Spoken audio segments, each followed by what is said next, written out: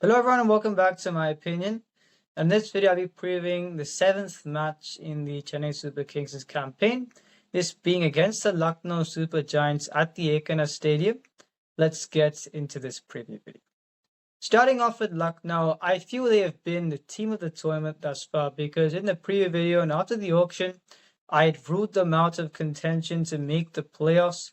I thought they had not had a good auction, and given the injury concerns to Mohsin Khan, which meant he was ruled out, and now to Mayank Yadav as well, I don't know when he will return. I didn't think they had the bowling resources to substantially put up a fight in matches, yet there have been players who've emerged.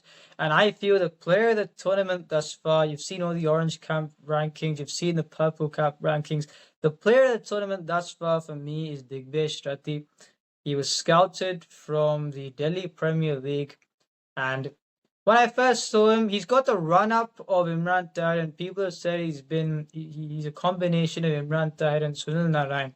And when you've got these unproven mystery bowlers, especially carrying an attack in this case, has been their trump card. And you think, how would things go?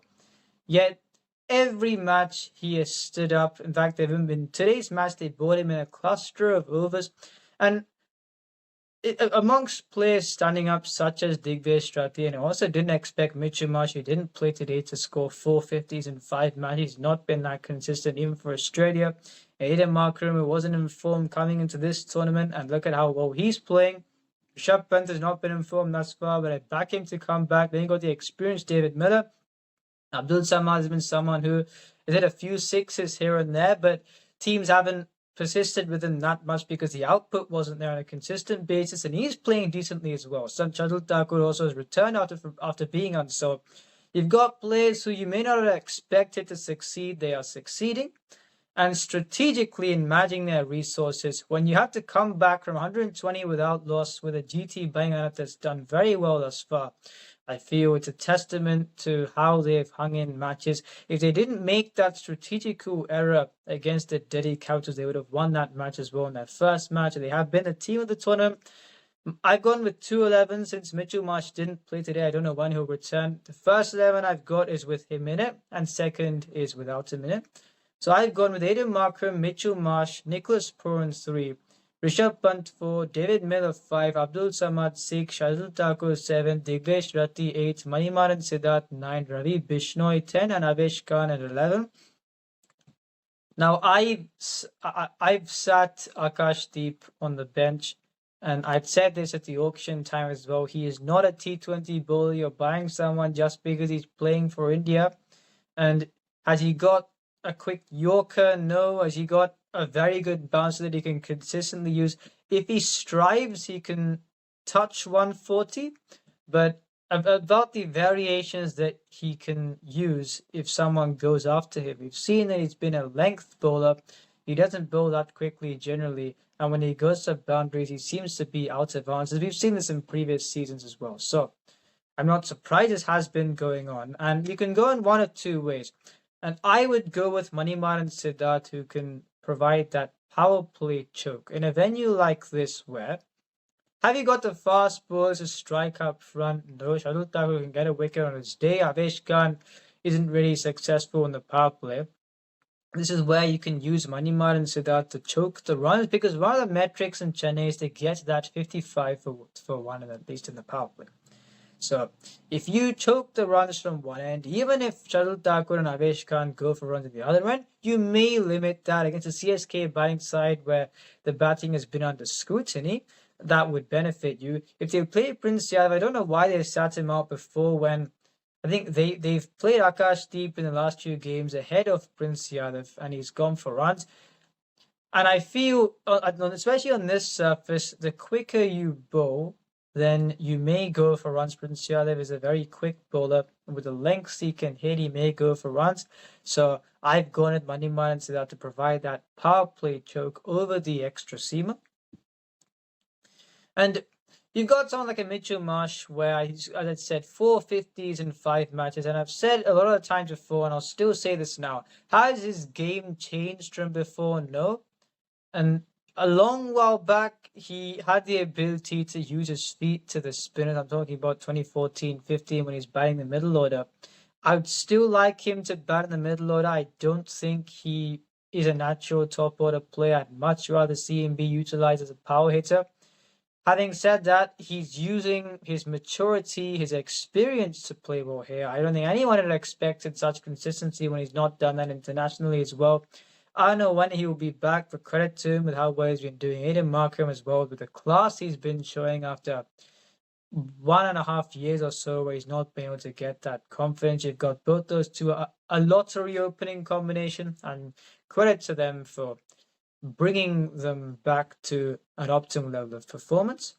Apart from that, there's not much of a conundrum here. They've not got anyone outside. The reason why I'm saying there's only two options is because you've got Akash Singh, who he's a left-arm seamer, a swing bowler. Would you put your money on him? I don't know. And secondly, if Mitchell Marsh is not available, they opened with punt today because they thought we don't want to experiment with other personnel. I don't think that's the correct way because they should not compromise with the batting might given this bowling attack. So I would go with Matthew Britsky, who had scored, I think, on 150 against South Africa in the Tri-Series before the Champions Trophy. You got an Aryan Juyal as well who can open the batting. And they wouldn't play the overseas teamer in that case. So I don't feel there's any reason to not play Matthew Britsky because at the end of the day, you've got to strengthen your batting to the maximum extent. So that's what I think they should go with. They've been a team of the tournament thus far, and I think I would like it to continue because if they get to the playoffs, if they go on to win the competition, I think it would be one of the greatest achievements, if not the greatest achievement that we have seen in this tournament. And now for CSK, where a demoralizing loss in the previous match. And I'll say again, there are two 11s that I would go with. The first one being, if you had to play another frontline overseas or opener, it's got to be Rachin Ravindra, because I'll say this again, Devon Conway and his bat swing will not go well on the slower services. They'll play 7 matches now, all 7 of those on the slower services. Now, the service at Mulanpur, I thought was better to bat than what it typically would be, and he still struggled on that. So, in this case, and if they play Manimaran into that, you saw how Moeen Ali, where it wasn't the correct decision to bowl him in that match, but they had such low confidence that he went for 20 in 4 overs. They bowled him up before the 12th over, and then they could bowl Narayan and Chakravarti towards the end. In this case, Manimaran Siddharth looking to be economical if Devon Conway does not set the tone in the power play.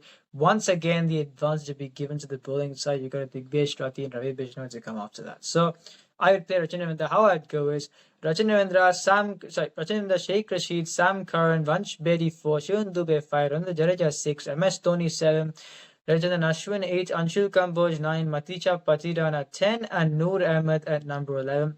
Sam Curran is 3. The reason I'm saying this is because you can also give them an extra option to bowl in the power play.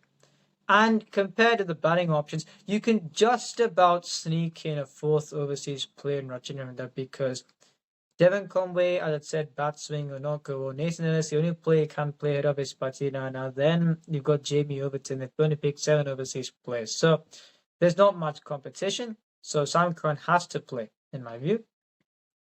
And if you're thinking Rachin Ravindra's not in confidence, what you could do for the second 11 is you could play Andre Siddharth and Sheikh Rashid. You could play both the youngsters and go 3 overseas players because there's not a competition there. You could bring Khalil Ahmed as an impact sub. And I'd said in the previous video, I was disappointed that even with MS Dhoni as captain, the strategical errors that I thought wouldn't be featured, they were there.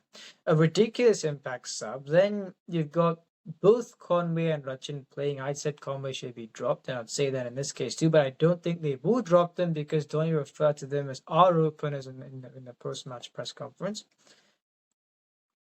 And another thing was bowling Ashwin in the power play. Maybe he thought I would get the best out of him, but he's not been going well. Noor Ahmed is someone who's succeeding in the power play.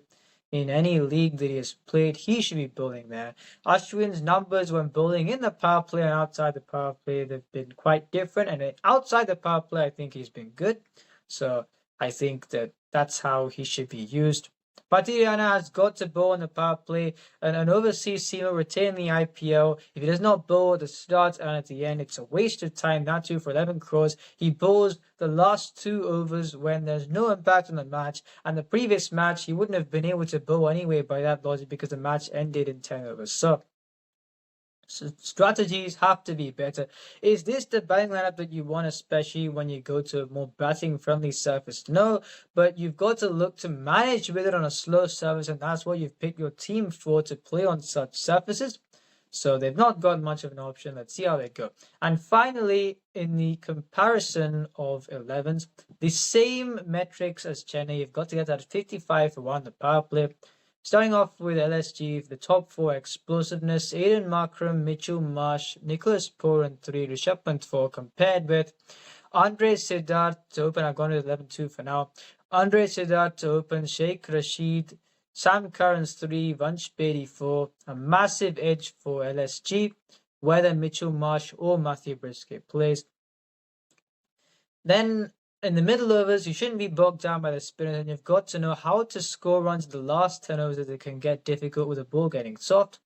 For LSG, Nicholas Pooran, Rishabh Pant, David Miller, Abdul Samad, compared with Sam Curran, Vansh Bedi, Shivam Dubey, and Ravindra Jadeja. Nicholas Pooran, and this has been talked about, his downswing as being one of the best in the world, and this is not only because of how well he played today. I add another name to that. So Nicholas Pooran and Abhishek Sharma, apart from that, no one is close to them with how good their downswing is. Rishabh Pant has not been informed today. He tried all these lap shots, and being a fan of his, I hope he returns to form. David Miller, especially in the last 2 years, knows how to play in these kind of surfaces. Abdul Samad, there was talk around how he'd go. He'd not had as high of a stock because he hit a few sixes, but not too much more than that. But I think he's been doing decently this season. Sam Curran is the best bet with the bat for CSK, but you'd still feel, compared to the might of the LSG bang-up, you don't know. Vansh Bedi, explosive but inexperienced. Shivam Dubey, he scored 42 2 matches ago. Still, is the confidence quite there? I don't know. Jadeja takes 14 balls to go aggressively against spin, so LSG have got the middle of edge there.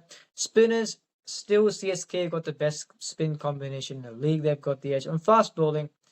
Anshu Kamboj, Khalil Ahmed, yes, went for runs the previous match. Having said that, it's a quality new ball combination.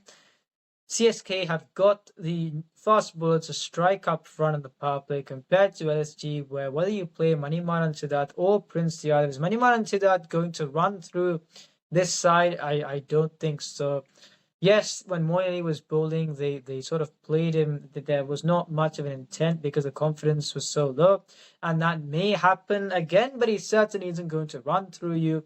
Palul Thakur can be expensive. He's not going to run through you, but he's been bowling very well, but still he can be expensive. Avesh Khan is not really that successful in the power play, so CSK got the bowling edge, LSG got the batting edge, but LSG have been a team of the tournament. Strategically, they've optimized their resources.